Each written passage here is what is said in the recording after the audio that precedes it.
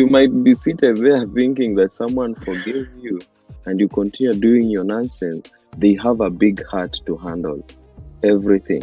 And they might be smiling at you when they want to break your neck. And you might not know. But always know, when such a thing happens, a comeback is always on the way. When is always the problem. It is because there is a sense of betrayal. And if they were to go ahead and do the DNA, and it came out that whoever they are raising is not their biological child, that man, even though he has raised that child for 20 years, is completely shattered. And they might, at face value, say that, yes, okay, it's okay. Our father is in raising, not the siring. You know, all those nice things we tell ourselves. But deep down, this man is shattered.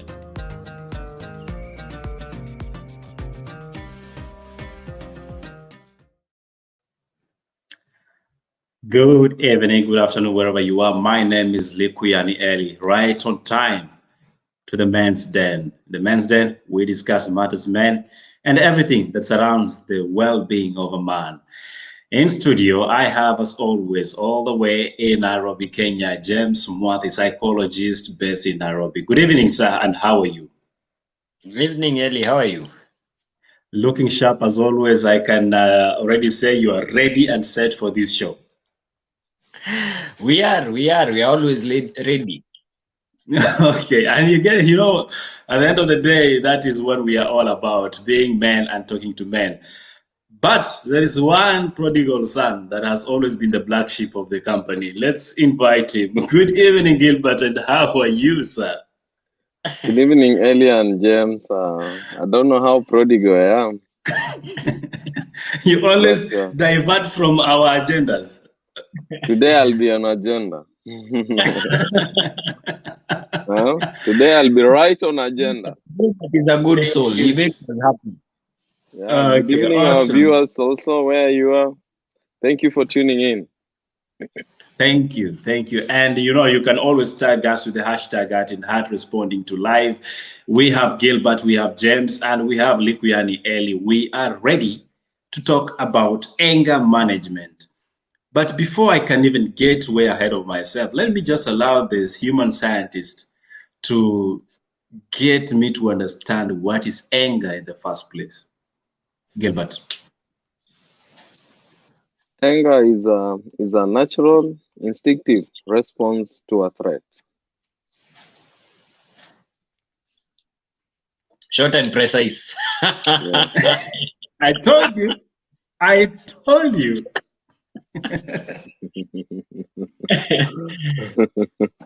Psychologist. Let's start with the psychologist, then we will become now natural people after that. Just to expound on what Gilbert, our friend, is saying, it's important to understand that it's an emotion. Anger is also an emotion that is characterized by feelings, especially negative feelings. And these negative feelings are developed when one perceives, whether correctly or falsely, when one perceives some form of antagonism that has been deliberately done to them. So it is a response to some deliberate action that is perceived as negative. Yeah. So that is just to expound on what the scientist has to say. Probably just one.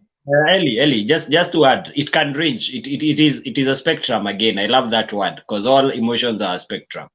Like Gilbert is saying, at the right end of the spectrum, it's healthy because it protects you. It drives you. It makes you not vulnerable.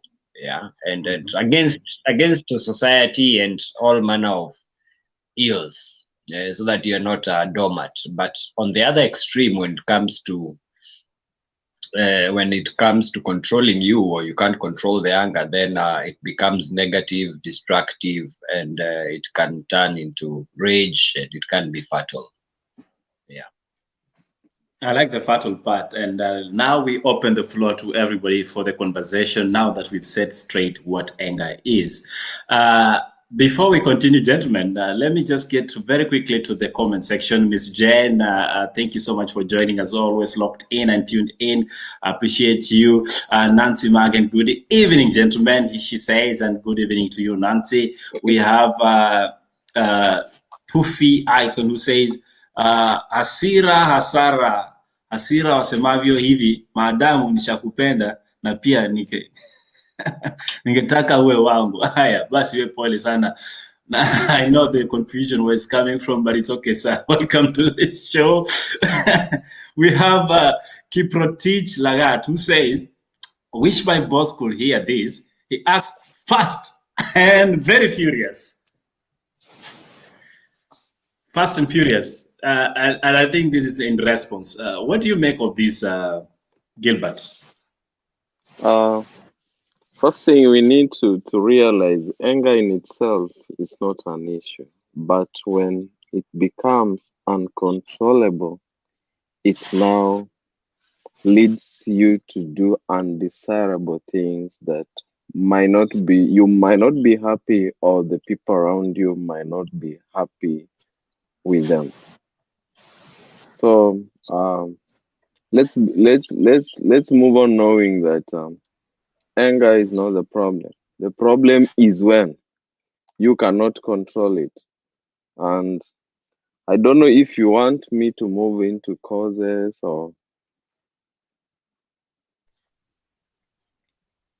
Well, Gilbert, today I'm very precise and to the point. Huh? Let's talk about the triggers, because sometimes you can just, people say, like the gentleman has raised there, that you have these bosses, I would call them that, who come and the way they act in anger. Is this the situation, James? And what could be one of the reasons that people tend to be reactive more than proactive in nature? You might not know this, Ellie, but you've asked a very complicated question. Educate me. That's a very complicated question, because you cannot find one definitive trigger to anger. Why do I say so? It is more about the person than the events that are happening to the person. Because if you look at it realistically, everything that would trigger one person to cause an anger outburst is the same trigger, if I was to use that word, that would occur to another person, and they would react reasonably. So we can't put it down or box it to triggers and say these are the triggers to anger. That would be, again, a bit myopic. I would rather, it is the individual's way of dealing with life. It is the individual's use of life skills, coping mechanisms, or the lack of, that would cause anger outbursts. It's not really triggers. And when you go deeper into that, then you might want to look at upbringing, developmental milestones, whether they were met or not, esteem issues. And that's why I say it's a complicated question, because it carries with it a lot of maybes, because there is no exact pinpoint trigger. Yeah. So we would rather go the direction of why would one person react in a certain way while the other person, same event and same environment, reacts differently.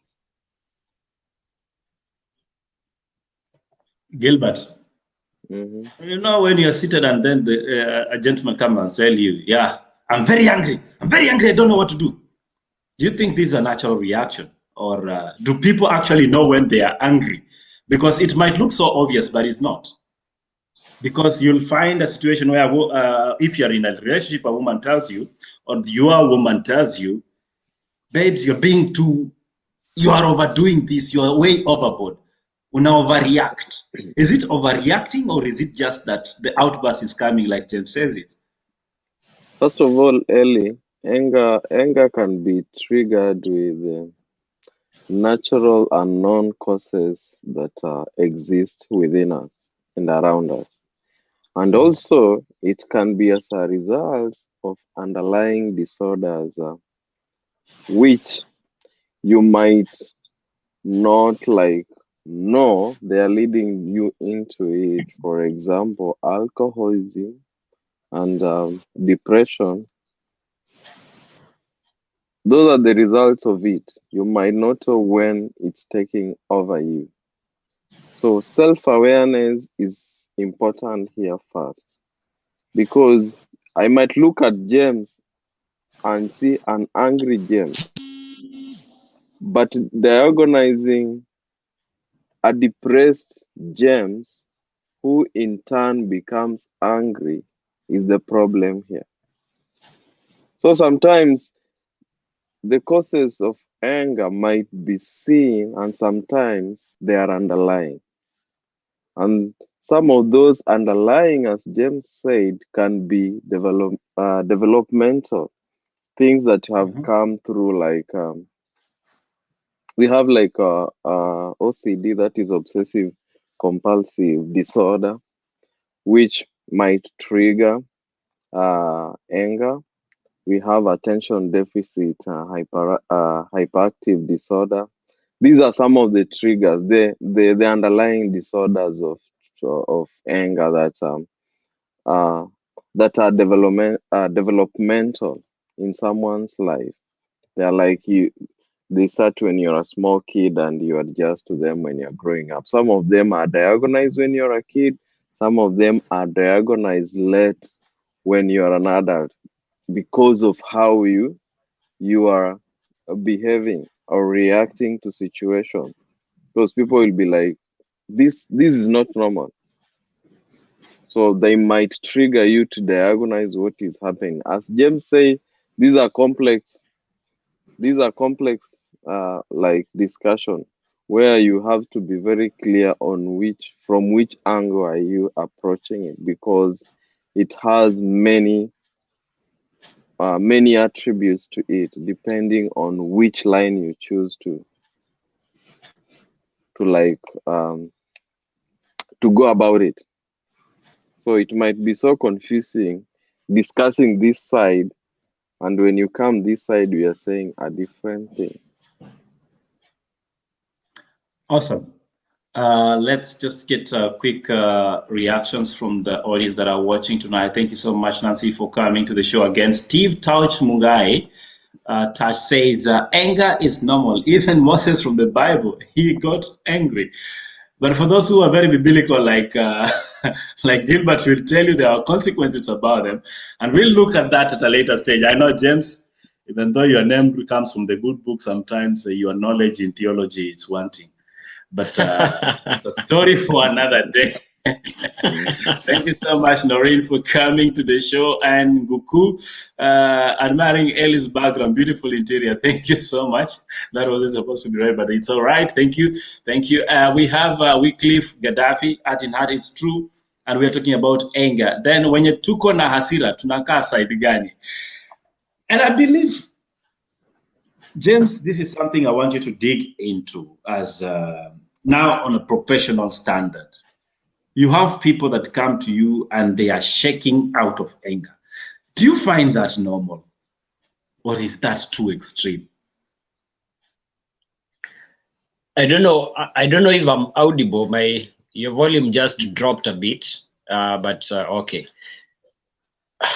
Before I go whether to your question whether it's normal, I would want to again add a bit on flesh on what Gilbert has just said about the causes and triggers probably. And I would want to, number one, I would want us to understand that when I said it's about the person, at times there are some unconscious feelings in the person that may make them react the way they do. And I'll give you an example of three. Number one, fear. You will find that if somebody has some internalized fear, they will perceive everything as a threat. So they are bound to react more aggressively than somebody who does not have fear. Yeah. Somebody who is sad, again, there are some people who, like, because of various reasons, in one moment of their life, in one moment or the other in their lives, they will have these sad moments where other people do not understand. Such people are bound to react again negatively. And number three, of just a few examples, is people who feel vulnerable to one thing or the other. Again, remember, we started by saying anger is an emotion that protects the self. Yeah. So if somebody already feels vulnerable, they are most likely to express themselves in a more aggressive manner to keep away this threat that they feel that can't be subjected to one particular term. Again, to go back into what Gilbert, when we try and tie the mental health angle and anger, I usually tell people, again, it's a question of the chicken and the egg, which comes first, because some of the conditions that Gilbert mentions, for example, depression, ADHD, anxiety disorders, anger is one of the symptoms, and not only anger but irritability. Yeah, one of the most common symptom of some disorders is irritability. So this is a person who is very, very easily irritable. You touch him like this and he bursts. So the irritability comes before the anger. Yeah. But then now, why I say it's a question of the egg, the chicken and the egg, is anger and unmanaged anger over a long period of time has been known to cause some mental disorders, because the anger is some energy that is within. So when you hold it, it becomes pent up and it is bound to burst. So you'll find somebody with a lot of anger, for example, will constantly be anxious. So ni mtutu yuko, just waiting for that one moment to burst. And I remember, Ellie, we were discussing another day with you and Gilbert, and we were laughing, and we were talking about those people who, in traffic from nowhere, somebody comes and parks the car and zooms out of the door and is all agitated, and everybody is wondering what's wrong with this guy. Yeah, somebody has just cut him or hooted, and it becomes a whole drama. Yeah, this may be somebody who, for the last 1 week, has been taking in a lot of stuff and just bottling and bottling until they can't hold it anymore. Yeah. So some anger, when pent up, it might cause some mental disorders. But also some mental disorders have the aspect or the symptom of irritability, which leads to anger. So they intermarry. You ask, now coming to your question, so that I don't finish your time. You ask whether those people who come shaking and unable to breathe and all that, it's normal. It is not normal. Again, some levels of anger will even cause panic attacks. Some levels of anger will make a person palpitate. Some levels of anger will make some people, and you've seen, especially with our older generation, I'm sure the ages of our fathers and our mothers, we are told usimkasirishe, atapata pressure yake itapanda. It is because biologically that anger makes one the breathing system palpitations, and it is actually true. It would cause a rise in blood pressure and such, even sugar levels. Yeah. So it is not normal, because it is maladaptive behavior. It is a behavior that is a negative coping mechanism, but it is there and we see it. Probably such people, what we do is just teach them calming techniques on how to calm down and coping skills. Well, we will talk about the techniques as we progress with the discussion. unaware to many or who are aware, actually the month of May is Mental Health Awareness Month. And that is why it is interesting to have this discussion. So in case you have missed on some of our shows, head there on YouTube, that is the Arts in Heart, get to watch it and get a glimpse of what we talk about when we talk about mental health awareness and everything. For the moment, we're going to take a break. And when we're back, we'll be talking about those things that mentioned by James. And let's try and win together jealousy and anger, how they come into play. We'll be right back after this break.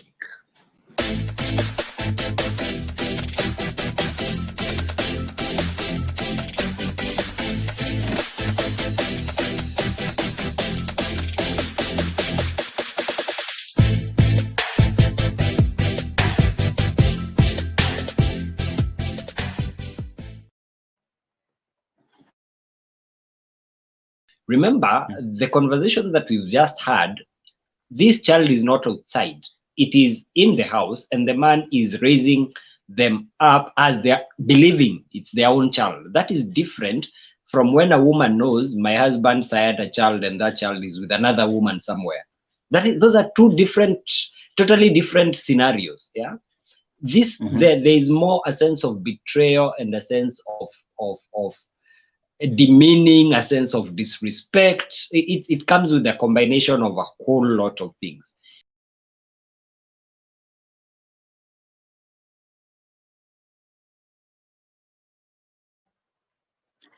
And yes, welcome back. This is Art in Heart, courtesy. This is the men's den, courtesy of Art in Heart. And we're hanging out with Gilbert Montgomery in the Oklahoma, USA. In case you're joining the discussion tonight, we are talking about anger management. Before we left and went to the break, a lot of interesting points came out from this gentleman. And shortly we'll be joined again with James to continue the discussion. But Gilbert, I would like for you to either respond or react to some of these that are being mentioned here in the comment section. Let's see. So we have Frida, who says, thank you, Frida, for sharing your story, says, I learned to manage my anger starting 2018, still managing it. I feel like our background upbringing contributed a lot to how we deal with anger. What do you say that, sir? Yeah, it's true. What she's saying is part of what contributes to it because, as we said, anger can be as a result of what's around us, in us, and out around us, and also it can be as a result of underlying Underlying issues could be predisposition that we are not aware of. That's why we say issues like alcohol abuse, attention deficit, hyperactive disorders. We have the opposition defiant disorders. We have the bipolar disorders. These are the underlying things that we cannot see them by our eyes, but they have a tendency to push us to be reactive. And once we are reactive, our anger comes in place. So you have to be keen enough to know where is your anger emanating from. That's where the diagnosis comes in. Because awesome. most times, Ellie, we try to approach anger in a canonity way. The way we know it, the way people say talk or say about it. But what about going through the diagnosis way and you let the professionals do it? Because before you start managing, first of all, you must realize which type of anger do you have. What are the triggers? What is in your environment that triggers this anger? You must identify that first. You cannot manage what you don't know the cause. Because you'll be managing sometimes symptoms and not the cause. So today you have different symptoms, tomorrow you have different symptoms. So all the time you have different symptoms you're managing, but you're not taking care of the root cause. Okay, interesting fact there. James, we will reintroduce you back to the topic, but I would like for you to take time and address this one here from Wycliffe, who says, anger is one thing that I have tried to manage, but it's proved difficult. Sometimes I feel like I'm too overwhelmed, and at one point I actually threw a phone to someone until it broke into pieces. What do you make of that, James? Not very uncommon. Not very uncommon. It's issues and problems that we see every day. Probably for somebody like Wycliffe, what I would recommend is, again, Gilbert talked about self-awareness. Yeah. Mm-hmm. I would recommend that he sees a therapist and they revisit, they do a whole psychological assessments. Yeah. That would include his personality, because some personalities are more prone to anger outbursts than others. So it would be a whole lot of assessments to try and figure out why he reacts the way he reacts to the world. And the reason why I say they need to revisit is because at times, and this is such a subject that I talk about, and I with a lot of fear of going into being too technical, your developmental history has a lot to do with the person who you become later on in life. Yeah. So are there aspects early in childhood where Wycliffe felt maybe demeaned, maybe he felt not heard, maybe he felt vulnerable, and now he has internalized this aspect of injustice that he has to protect himself against. Again, it's a whole lot that you can't pinpoint unless you are with the person in front of you and you do a bit of history taking to try and understand where all this is coming from. You might be surprised. It might be, and I'm not saying this particularly to Gilbert, but it might be something as simple as your first breakup. Maybe it broke you. Our first breakup. You know, that's a very interesting one you mentioned, but I would like for us to actually go into it. Let me quantify this. It needs to be qualified. You see, Gilbert is feeling attacked. It's all right. Go ahead. What seems normal everyday experiences for some people can have adverse, long-lasting psychological issues to some other people. Yeah. So while one person, and look at it, Gilbert and Ellie, one person will be left, especially for men, because of the ego. We've talked in this show about the ego. So especially for men, if your first relationship you're dumped, one of several things may happen. You might become a player because you lose trust in relationships. Yeah, you might go off women completely and you never want relationships again because the heart is too deep. You might continue committing to one partner and you decide that was just one rotten apple in the bag. You might hold this anger and resentment towards women. Yeah. So there is a whole lot, one experience. And that's why, again, at the start of the show, I was saying, it is dependent from individual to individual, how they perceive life and how they interpret whatever they come across in life. So don't laugh, you too, don't laugh when I say a breakup, in fact, a breakup can create problems. Oh, okay. Gilbert, are you just going to okay us or you're going to say something finally? Today I'm being very precise and straight to the point. So he's being politically correct today. Yeah, I'm being politically correct without I understand because you showed us your inbox before we came here, so you're trying to be nice. But James, you mentioned a very important point there when you come to relationships, and before we even probably pursue that line of argument,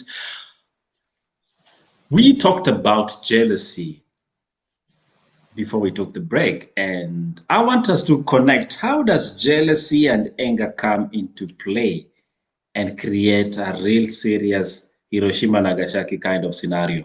Gilbert. As we have said earlier, it depends with what's around us, what's within us, and what's underlying. Uh, I think jealousy is a reaction. It's a feeling, if I'm not wrong, to something, to a situation.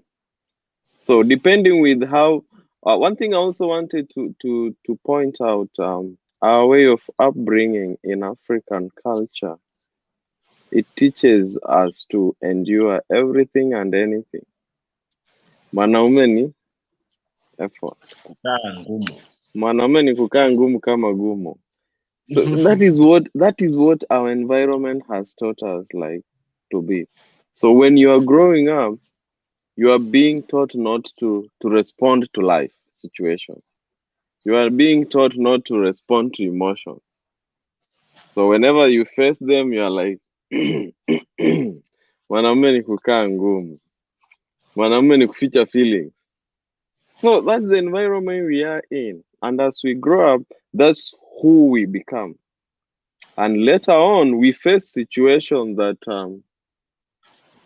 that most probably pushes us maybe to be jealous based on how that jealous manifests or crops up. So how you react to it, most probably is your environment and how you have been brought up. If you have been brought up being taught how to manage a situation, what we lack to do is assessing the situation. Just like when there is a fire somewhere, you don't just rush in and you start putting off. Assess the situation first. You might be wrong by being jealous because you had the wrong implication. What if you assess the situation and you come to understand of it? When you're assessing the situation, you are managing it. If you took time to assess, you might be able to manage the situation. But when you are impulsive, you feel, you react, you are not able to control yourself because you are acting on the feeling. And what comes of it, it's now where we term anger. Were you able to control yourself? Because jealous pushed you to act on the emotion and you are impulsive and there was an action and reaction. Action and reaction are equal, but of opposite direction. I suppose that's what we're taught in physics. James, you've heard of men taking up machetes and piecing down their lovers or their fiancés or whatever you want to call it. Is this more to the jealous aspect or this is more to the possessive aspect of it? Where does this become too much? Unaona hii sasa ni mashetani, as they call it. Gilbert, this guy called Ellie today is asking very complicated questions, and he's just gliding over them like it's nothing. He's just throwing very, very complicated questions, and probably I want him to tell us first before we answer him. Mm-hmm. I would want him to tell us in relation to relationships, why would one be jealous? Maybe that's where we would start. You tell us, Ellie, and then now we will expound. I believe for the scholars and the theologians like Gilbert, again, allow me to use him as reference, they'll say their God is a jealous one. So they have just taken that trait of their God to be too jealous and love and show their love with some sort of jealousy. But I believe for it to come to that level, there must be an extensive sense of possession. Like you've converted this to become a personal article, if I'll call it. Ellie, my understanding is, yes? Ellie, let's just put it, jealousy generally is the thoughts or feelings of insecurity, fear, and concern over relative lack of like possession or safety. I think Well, that will be Gilbert, that this will be guy. Why are you that will helping be this guy? no, he's fumbling, and I don't want us I'm to not start fumbling anything. answering. I don't want us I'm to start talking based answering on what in his will in his trigger the fumbling. jealousy. Hey, guys, listen. No, I Ellie, know all of you. You we had must an agenda to come and dismantle me, no, but it's not going to work because we Ellie, must discuss. Yes. Ellie, we must first of all understand what jealousy means. If we don't understand it, of course, we'll also fumble out responding to you. Listen, So we Gilbert. we have For the I've sake put of, I put the you know, word in front. you're using the most complicated way to No, address what? a very simple thing. When I tell you I'm jealous, what is the first thing that has to come out with that word? Okay, It's not those Gilbert. jargons you want to use. Let me try and answer Ellie No, because there's no answer clearly, you're giving. You are clearly trying to dismantle my train of thought. clearly Give it to today is on. Gilbert. Give it Okay, to Gilbert. Give it to Gilbert. His definition okay. is correct. I do not refuse It that. is. His Yeah. definition is quite correct. I want us to put it in a very layman's understanding. And that's why the two of you, I'm trying to dismiss of the scholarship part of it. But I So just said, Gilbert wants to take years of Ellie, training to bring it here on a simple Ellie, sitting. Ellie, I just said is the feeling of insecurity, fear, or concern over lack of possession Too many or words. safety. Too many words. I use different words to define one thing so that we understand it in Too different ways. many. Yeah. Let me help this guy. Let me help Ellie. Mm. Number one, Ellie, it is important for us to understand again that all men will at one point or the other be jealous, especially in relationships. Yeah. Mm-hmm. It is that insecurity of, am I good enough? Is there somebody out there who is better? Is there somebody else who can provide better? And it is healthy. Again, on the lower spectrum, it is healthy because it keeps you in check. It makes you appreciate your partner more. It makes you do what you're supposed to do. Yeah. So up to that point, I would want us to agree that nearly all men at one point or the other in relationships are jealous. Now, there's a small percentage, and I believe these are the ones that you're now focusing on, who go to the extreme and they become overly insecure. Yeah. And this insecurity leads them to act in ways that can be termed abnormal. Mm-hmm. And women, unfortunately, some women come to discover this when it's quite late in the relationship because it starts in very subtle ways. This guy wants to always drop you to work and pick you in the evening. This guy wants to come to your workplace and take you out for lunch and bring you back. And you think, oh my God, I found the most romantic man. He wants to spend time with me. But it is because he's insecure. He wants to know who your boss is, who your colleagues are. He wants to know you're going for what meeting. And you think this guy is very concerned about our relationship. And by the time you're realizing this guy is stalking you, he is not loving, he's not romantic, he's just insecure. Yeah. You will find that, and again, to tie it to the analogy that you've given, this guy who wakes up one day and takes a machete and slashes everybody plus himself, you might find that the jealous has gotten to a point where he feels he cannot live, quote unquote, or he cannot go on living without you or without the partner, or with the thought that the partner is about to leave, and he would rather lose it all. Again, I start by saying this is a small percentage.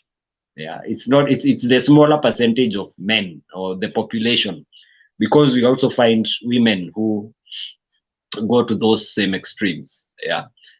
And remember, again, when I was trying to talk about the triggers, and Gilbert has mentioned them when he's trying to define to you what jealousy is, I talked about fear, sadness, and the feeling that one is vulnerable.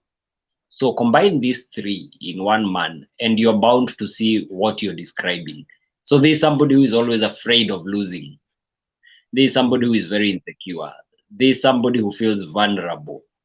Yeah, definitely there will be a problem, and that's why we cannot delink completely extreme anger from mental health. Yeah, because it is not normal for one not to be able to control their anger. And when I talk about mental health, by the way, because there's a myth that I've found out here, it does not necessarily mean that you have to take medication.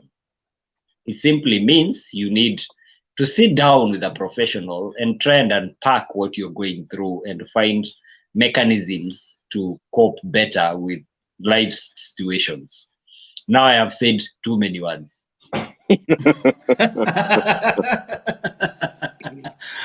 Oh, boys. Let's read this out. And we say from Lorraine says, my anger is really bad. If I were a boss somewhere, I would wake up one day, fire everyone, then come to regret later.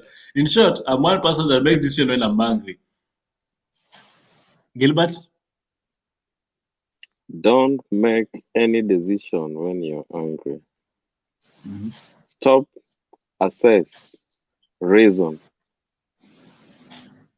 Stop, assess, reason. That is the SAR. Okay. Let's go to the next one. Ellie, Yes. Gilbert, the most important there, and what most people are not able to do, is learn how to stop. Just being still, realizing that I am in a situation of temporary insanity, because anger is temporary insanity. Realizing that I'm in that moment and I need to stop. Even before you go to the rest, assessing and reasoning, just stopping. That is the first technique that you can learn. Now, James, Well, that is where now we call for diagnosis. When you are not able to stop, you are out of hand. Seek help. I agree. Because at any time, as I said, anger is not the problem. The problem is when you cannot control it, when you cannot stop. Being angry is a natural reaction. It's a reaction that we go through. But now controlling it, where you're able to say, yeah, I'm angry. Yeah, I know I'm angry. All other things will happen. What will happen to you emotionally, physically, it's normal.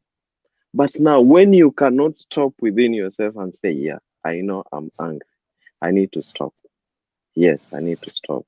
And when you're stopping, is a mechanism of calming down. It's a therapy to you. Relax. Some of the therapies, you can walk out. There are those who take medication like daily.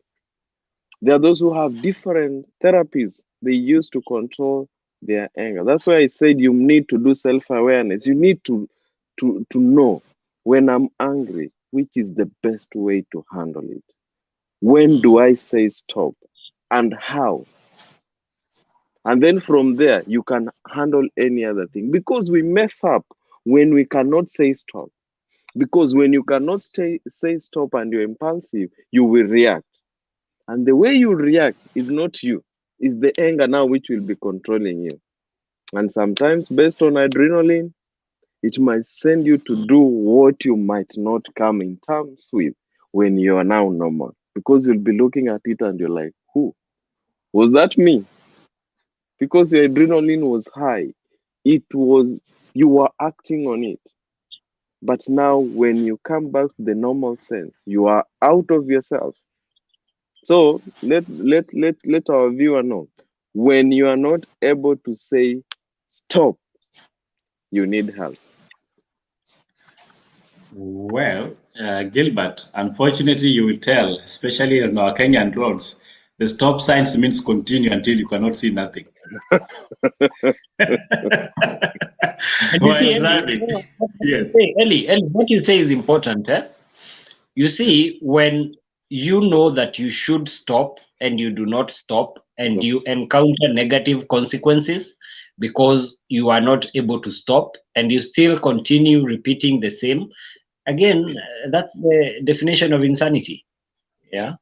So probably like Gilbert is saying, it's time to seek help. You can't go on saying mimi ni mtu niko na hasira sana. And it is pay fines left, right, and center. You are paying people who you've broken their cars.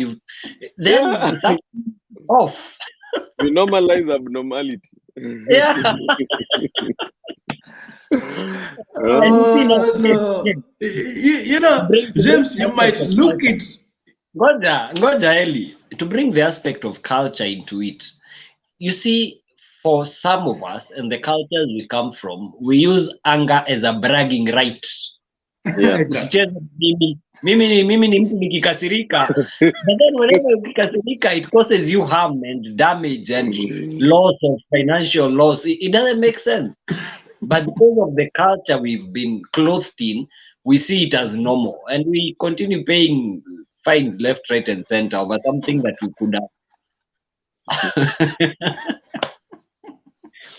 Tell me, what did you want to say? It's all right. We'll just forget about it because you guys don't want me to have a conversation. It's okay. Yes, Sarah and Jonjo, like the gentlemen have put it out, extreme anger is a sign of something, and it could be equally be equated to a mental issue. Okay, not outrightly, but could be. I know there is no better anger, but James, between people who hold on to their anger and those who have instant anger that goes away immediately, which one is better, and what leads to each of these scenarios? None of them, because again, what is the end result? As long as the end result is negative, then there's no better one. I would rather encourage learning of coping mechanisms, because act instantly, and in that instant you've broken your TV screen and your windows, or hold on to that anger, but eventually it will burst and cause the same destruction. Then there's no better anger. Okay, I think Gaddafi is here for a therapy, and I hope you can really help him out. Today, I had a few dramatic moments with a driver who wanted to drop us on their way via traffic at his changing route, but it ended up too rough for him. What do you tell? Do you think Gaddafi should see you? If he's encountering moments after moments of anger outburst, I will tell him it is not normal. If That's he's the context. encountering day in, day out, he's coming into contact with moments that predispose him to anger and he reacts rather than act, then it is not normal. So he needs to figure out, does he need to see somebody? Does he need to... Again, you don't have to see a therapist. You can try and do your own self-analysis and try and... But if you completely can't, probably you might want to see a professional. Again, remember, earlier I've said our culture is biased against us. We see anger as being macho, and we want now to hold on to it. Mimi hakuna mtu aweza cheza na mimi, nikikasirika kila mtu anatoroka. But then it becomes attractive to you in the long run. Why you Will you stop with that? For those who don't understand, what James is saying in Swahili is we have a bad culture in our society that people will have anger as a bragging right and say outrightly that don't play with me, because if you do, I'm one bad person when I get angry. I can finish everyone, literally. So yes, it's funny when said in Swahili though. The joke is more funny. Jakita here says, I always tell my son, don't let anger control you. Otherwise, you might do something you will regret as it will be too late. I am sorry won't be enough to face bad consequences. And I think that's the gospel we are preaching tonight with the help of Brother James and Gilbert, the book of Let's Be Upright Mentally. Nancy is asking, at what point should we seek help? I believe you mentioned, but I don't mind you going over it again, Gilbert. When you cannot stop and when you cannot control yourself time and time again, James has said you need help. Great. Don't wait until you'll kill someone so that the judge recommends you to be assessed and be held. And again, remember, those anger outbursts that you're facing might be a symptom of another more complex disorder. So the earlier you see something, I usually tell people it's better to see a professional and you rule something out than not see a professional and just sit and wait, and then boom, something that would have been managed very easily becomes so complicated later on in life that it takes considerable effort, time, and all other resources to manage. So just seek help, see someone. And I think we are destigmatizing this issue of seeing therapists and psychiatrists and psychologists. It is not as bad as it was previously. James, you're one person when people hear your name and see their number, psychologists are like, no. I just lost one nut in my head. But Miss Chen here is asking, what is best then for someone who, when they get angry, they just shut down and don't want to talk to anyone and just move on afterwards, like it never happened? Yeah, it depends really if it depends if that is their coping mechanism. No, that's why I said the society, as James has said, judges us. The society expects us to respond in a certain way. While we said when you are doing self-awareness, keeping quiet might be your mechanism of handling it, because you'll keep quiet, you'll control yourself, and then after that, you don't want to talk about it so that it becomes another issue. Now it depends with the people around you. How will they be able to talk to you? Because early, we can talk about the same thing in different ways and achieve different results. It depends with the way you approach the issue. Now, that is now those who are around you should be able to learn, because when you are learning how to adjust, you should be learning with people around you, because you don't exist in a vacuum. You exist with people. So when you learn how to cope, what are the people around you learning from what you're learning on how to cope, on how to control your anger? So that's important for all of us, that as we learn to control our anger, those around us should be looped in so that they understand this is my way. Mtu atakwambia huyu akikasirika, akinyamaza, wachaneni naye, and they will respect that. Wachaneni tu naye, atatulia, na akitulia will come back. Na kama hataki kuongelea about it, don't talk about it, because some people want to manage it, forget about it and move. Now wewe jua how to introduce it in another way. They will not feel offended or blackmail that nilimalizana na hii kitu, why are you bringing it up? So also it might be about me and also those around me, because nikisik like a solution peke yangu, wale wenye wako around me, if they don't understand my way, at times it becomes hard. Yes, James? There's a danger here of such people. I get what Gilbert is saying, that for some people, when they're in the heat of the moment, you'd rather leave them alone, which is completely okay. I'd be interested in the thereafter, because if we let this continue, then what this person might be doing is bottling up. Because remember, we've said when we were defining anger, one of the definitions is it is a perceived negative, intentional wrongdoing against you. So this person has become angry. He's not talked about it. He's walked out, and we've let it slide. And then 2 days later, he's gotten angry. He's walked out.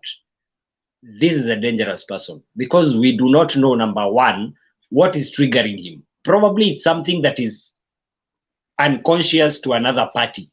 Again, Gilbert says we do not live in a vacuum, which is true. So probably a child cries or talks in a certain manner, and it triggers some anger reaction from this person. And I use the child intentionally because we feel that we cannot address children are innocent. Yeah.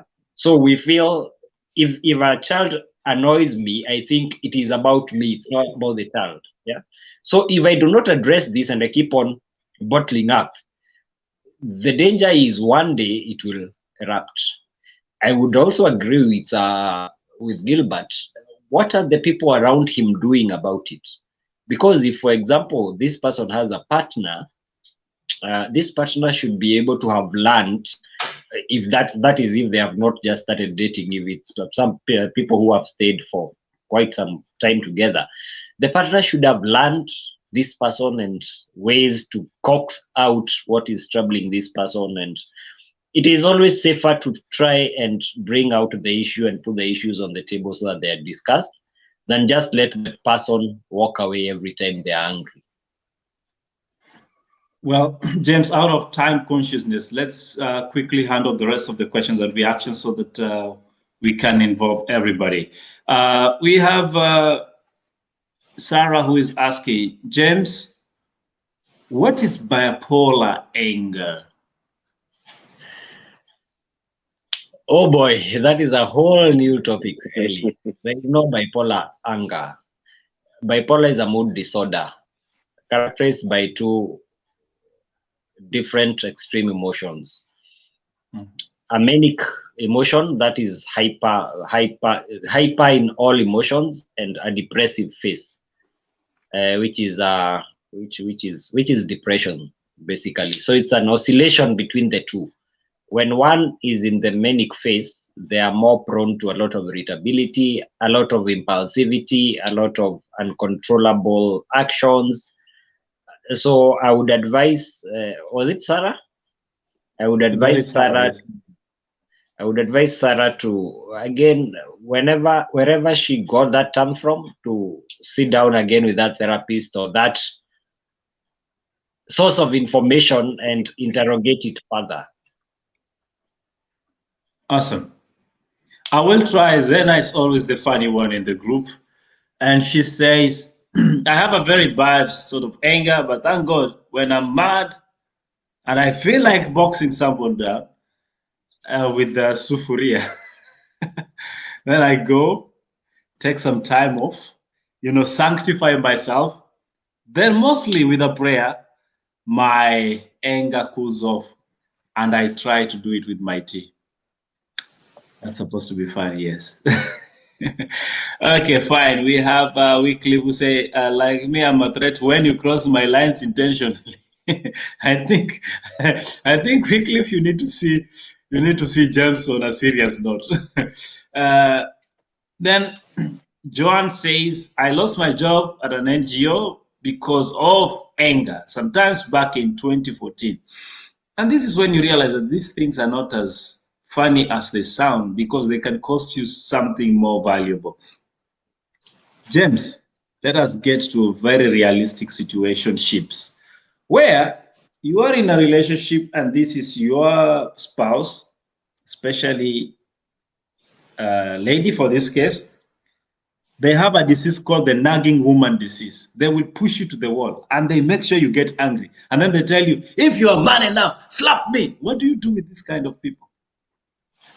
Run away fast and far.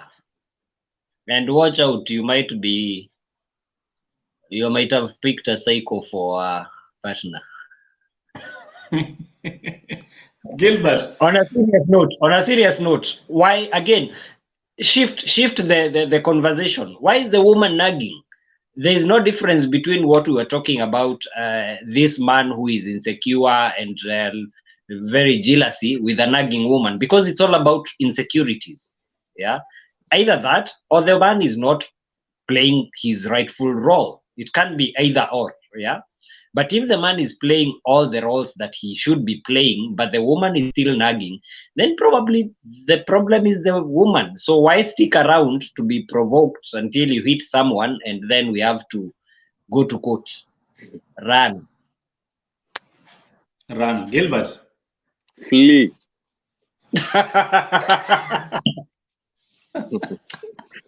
Don't run. You might be slow. Flee.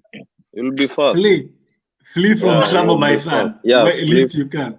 Yeah, flee from trouble. The Bible tells us it's better to live in a rooftop, in a corner of Yes. a rooftop of a house, Yeah. than to be in the same place with a nagging woman. So women, Because their noise is like the that holy water book. that goes through the iron sheet, and it's always through the like, tip, tip, Yeah. tip, the whole night. So Yeah. nagging woman disease, and for everybody that is trying to understand what you're talking about, tonight we had a very interesting discussion. We might not be able to exhaust this and everything that we wanted to exhaust. So I believe with some consultation with my partners, we'll be able to bring you the part 2 of this. But having said that, James and Gilbert, what is the way forward for someone who sends you a message and tells you it's done after so many decades of years together? Should your anger come to play, or should your maturity come to play that your age together has matured over life? That borders anger management, which we have not talked about. In summing up, I would say that calls for you to have relaxation techniques, get some behavioral therapy, depression, anxiety, medication if possible. Anger management classes will be best for us, and support groups in addressing anger management. Back to what you asked, it depends, Ellie. Maybe you are waiting for her to say that. So it's thank God it happened. Or you never expected. You're like, who? So, as I said, it depends with you guys. Nilisema huko nyuma, love language yenyu nini. Unajua kuna watu wameagree, Ellie, if it doesn't work, okay, no problem. Tell me. Don't just disappear. At least tell me. Let me know it's not working, and I'll be okay with it. And for those who are not ready, always see signs, because mtu amuki tu na akakwambia Eli anaenda.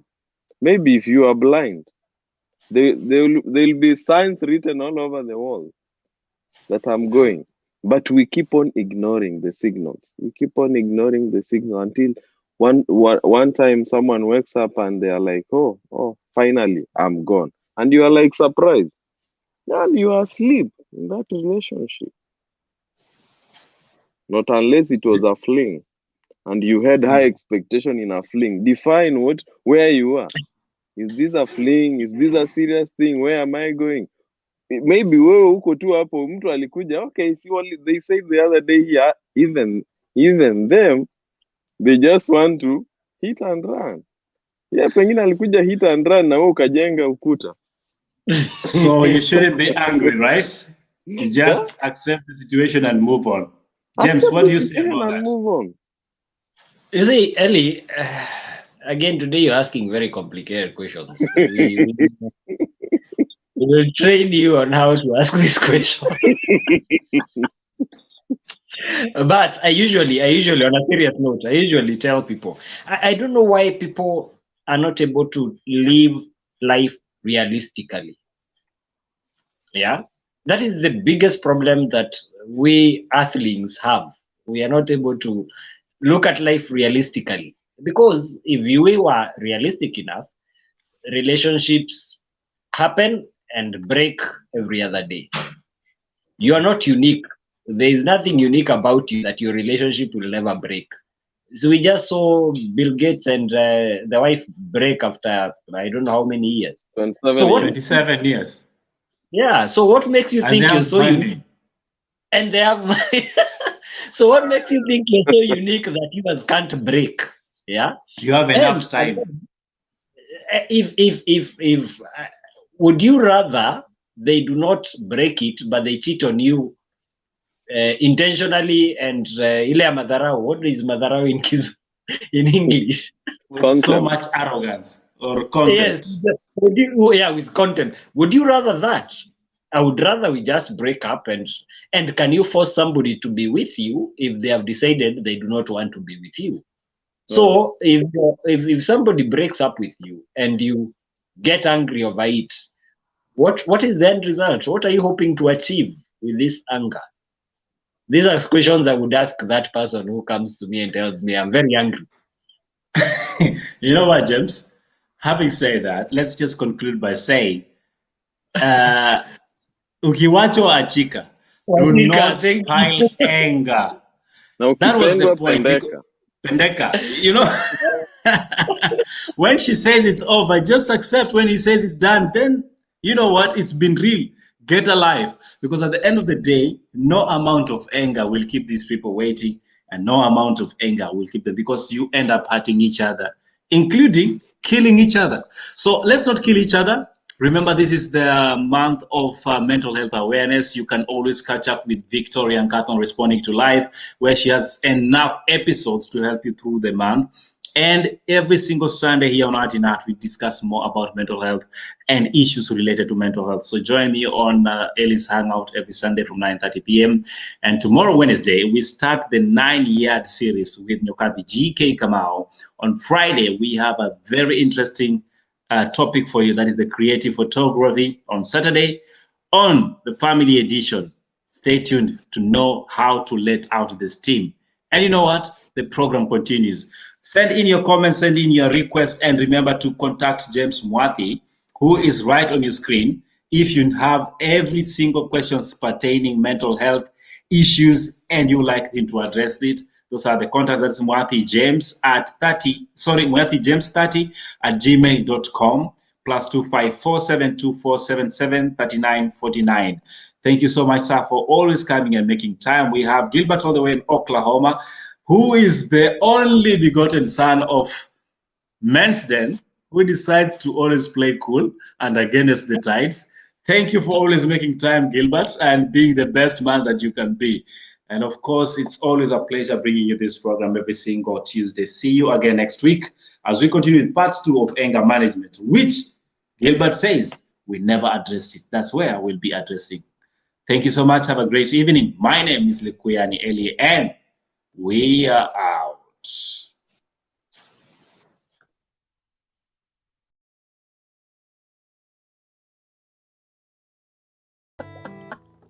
Hiyo ilipata tu, unajua watu wanasema ati kuna kuanga na calling. Hiyo iliget tu hivi pop.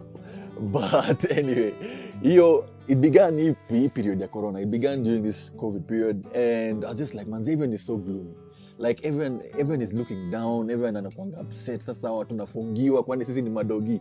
Yani it's like tunaekangwa curfew and stuff like that. So I felt like manze mimi nilifeel, I was like, manze God, how neza spice watu life aje ndio wakuwe kicheka, pia mental health ikuwe fiti. So then I was just like pengine tuanze kudish memes hapo kwa mtandao. So that just began, by the way. I seen background story ya hiyo. That one just began during this period, and I felt like people's spirits were being uplifted. Na shindanga watu wakisema, manzeni usipopost kwa siku moja, yani we wonder where have you gone bana.